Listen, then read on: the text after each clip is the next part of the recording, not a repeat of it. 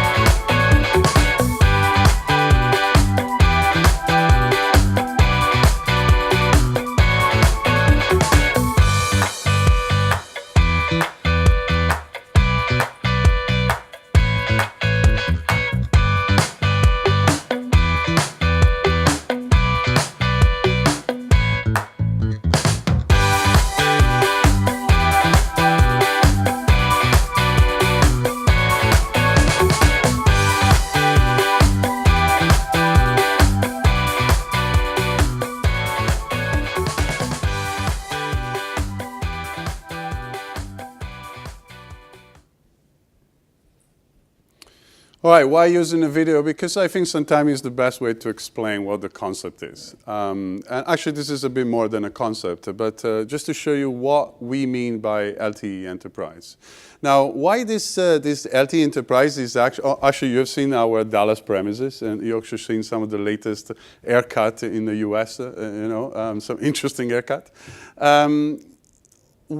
Why this LTE enterprise is within the edge concept, right? Because that's important, not necessarily. The radio has always been at the edge because that's the nature of mobile networks. But there is something more that I would like to explain you and give you some details. I think Paul showed us some distribution of infrastructure and where are the likely points, and we have seen that, of course, close to the enterprises and close to the users is actually the most probable where they are going to be deployed. So first of all, remember that this is all empowered by what we have been discussing these days, which is virtualization, which is open interfaces, which is distributed, which is common hardware, COTS hardware, and these kind of things. So in the old days, we had today, let's say, we have hardware which is difficult to scale, solution architecture which is difficult to scale down, built mainly for centralized large capacity, which is still remain in the future. Is not to be discontinued. That kind of concept of centralized, but the future, is more about being virtualized servers running multiple applications. And being really for scale up and also down, because when you want to distribute, you don't want to have monsters to run a small application. And also centralized, but also distributed. So it's trying to encounter more cases than what the today architecture is. First of all, one key component is packet core. And you would say, well, why you need to have packet core down on the edge? Well, first of all, because latency. Some enterprises may have some very restricted latency requirements, and for that one, of course, you want to distribute it as close as possible. Then you can reduce costs by having caching to avoid all traffic to a central location, and maybe spread it out straight into internet where you are. In some other cases is improved customer experience. I think the caching is the same example about augmented reality, virtual reality with latency.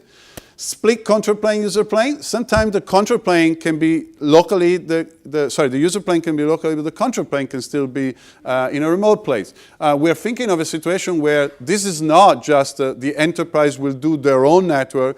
This is also a scenario where an operator provides services to the enterprise. So make it very clear, Mavenir is a supplier who actually support the operators in this new business model. So here we are talking about new different models, and these architecture help you to achieve some of this in the most efficient way.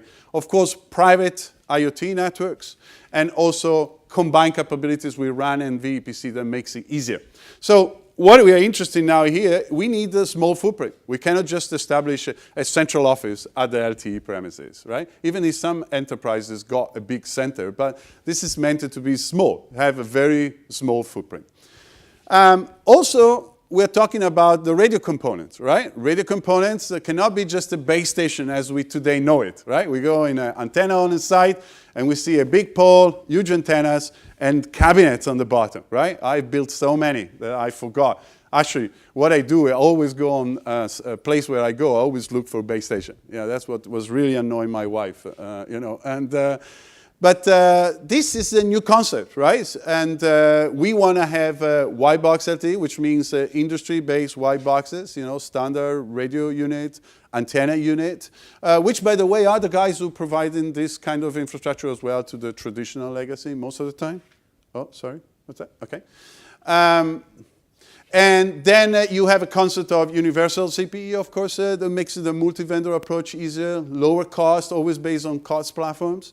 And the whole mobile infrastructure and convergences, you know, which give us ability to scale down with the VMs in order to manage more an enterprise size. You know, we need to understand that an EPC on a big operator runs, I don't know, for 10 million customers, you may need about 200 server. For an enterprise, you may need 2 core within 1 server. That's a big difference. Most of EPC today scales up, which is what they have to do, but many of them cannot scale down. So that's a new era. And last, I want to mention CBRS LTE license frequency, because I wanted to make clear, if there is in the room either enterprise people or operator, this is not to actually praise one model rather than another. We're just talking what this edge and this virtualization enable. New models to think about whether operator can actually take advantage of, or if they don't, because unfortunately in the past operators have not taken advantage of certain opportunity to make more revenues, where the enterprise can be faster and actually serve their own purposes, which really is a business purpose. For doing their business, they need actually to be faster and have a better communication. I support entirely Paul when he says that LTE has a better capability in mobility. Mavenir has a long history in voice over Wi-Fi, and we found out that most of the reason why voice over Wi-Fi is not working very well has nothing to do with your core, with your whatever, your gateway. It has to do mainly with the radio capabilities of Wi-Fi, mainly in the mobility space. If you are very good coverage of Wi-Fi, you stand there, you don't move, that's no problem. But if you start moving around in your office and so on, or in your house, that becomes the problem. These slides, you recognize, is not Mavenir, it's Intel. This tells what enables from the hardware point of view. Because, of course, we say we are a software company, but we do need the hardware, right? But hardware now is a new thing. Hardware now is a common infrastructure, a COTS, as we used to call it, that will enable and we give enough processing capacity to do everything that is needed that before was required to be done in hardware. What is this zero touch? You'll see it in the video, right? It looks very simple, and actually it is as simple as such. But of course there is a bit of preparation behind, right? Everything comes with some preparation. It's not just like you come and go and do it without really having done anything.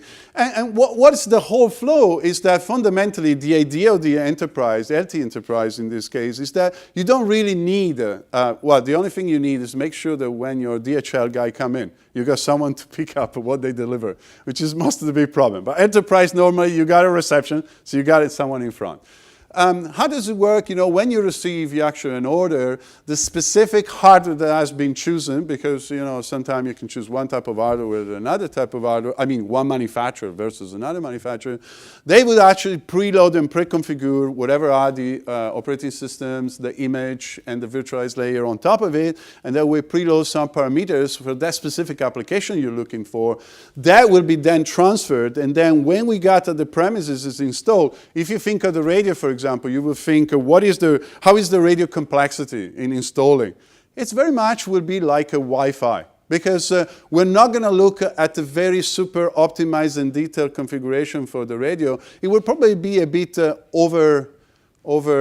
estimated in the sense that you may have one more access point in LTE than you normally have if you plan it from outside. But that's not a big problem because the power involved, of course, is different. So it will be very much something that an IT infrastructure guy can do as he does today for a Wi-Fi infrastructure.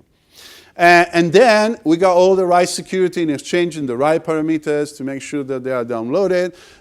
You have seen in the video, it was called Cloud Range. Cloud Range is nothing else but the Mavenir specifically VNF manager and VNF orchestration part. It's just our trademark. And that allows us to make sure the configuration transfer is activated. And at that point, then you have your orchestrations and your service ready to go. Now, whether this is all local, whether this is partly distributed, depends on the model. If you have your own network, like in this case we're saying, so you build your own infrastructure, that infrastructure actually will be all local. Very likely. And that will interact and will actually serve a purpose of serving any carrier. Because you remember you have coverage inside, but when you go outside, you need to roam with someone else. You can't provide the roaming outside.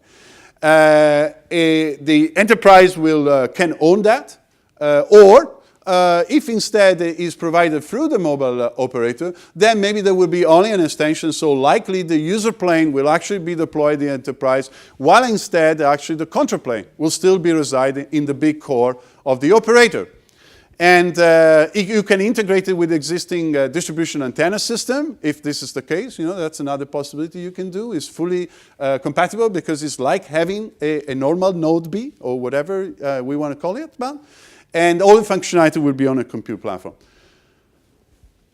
As I said before, just one little note on something that is interesting. Why user plane? You may want to have it locally on the edge. That's another business case if you want for cloud edge or for mobile edge computing, as you want to call it. And today, a lot of business cases are seen on saving money. So just think you got a lot of data. I had seen a very interesting example of that. There was a video surveillance site that was doing face recognition. And as soon as you recognize the face, then it activates the function toward the central. So what happens is this, that it does everything local. All the traffic is kept local. But then, so there is a local EPC packet core node. It recognizes things, and as soon as it recognizes, open the flows to the central control location. And so it reduced the minimum traffic flows and optimized the cost.